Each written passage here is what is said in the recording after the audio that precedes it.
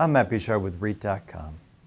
During REITWise 2014, NAREIT's Law, Accounting, and Finance Conference, I had the opportunity to sit down with Andrea Whiteway, partner with the McDermott, Will, and Emery. Here's our conversation. How could proposed partnership debt regulations impact UPREIT transactions? Basically what these new regs provide are, with respect to any payment obligation that a partner enters into, they have to meet 6 what they call recognition requirements. These requirements tie to what the IRS views as commercial loan arrangements and commercial payment obligations. So from the IRS's perspective and Treasury in drafting these proposed regs, they're saying you have to have an arm's length consideration received for the obligation. If you're going to enter into a guarantee, you should be getting arm's length consideration. I don't believe that that is necessarily what most of the commercial markets require, but in the IRS's perspective, that's what they're requiring.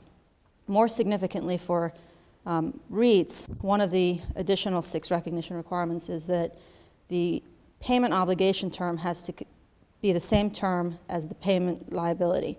In other words, if I'm guaranteeing a loan, I have to guarantee that loan until the full term of the loan. And oftentimes, in a REIT context, the REIT will agree to let you off the guarantee on certain events, on death, if it's an individual, or if you convert your OP units into common stock after a period of time thereafter. And those types of things will not be respected with respect to these guarantees going forward. And really the most dramatic thing, I think, because most operating partnerships rely on a deficit restoration obligation as a mechanism to get deferral to taxpayers. And a deficit restoration obligation, by its terms, in order to comply with what the partnership rules require, does not end at the term of the loan.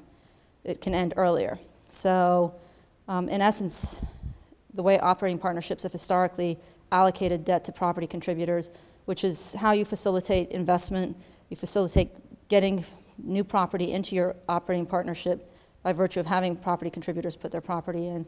That whole mechanic of being able to allocate debt to them through this recourse facility will go away after these regs are finalized. So I believe that all operating partnerships are going to need to reevaluate what's in their existing agreements and are going to have to adopt either a different model and, in order to comply with these regs, should they be finalized, provide property-specific guarantees of debt.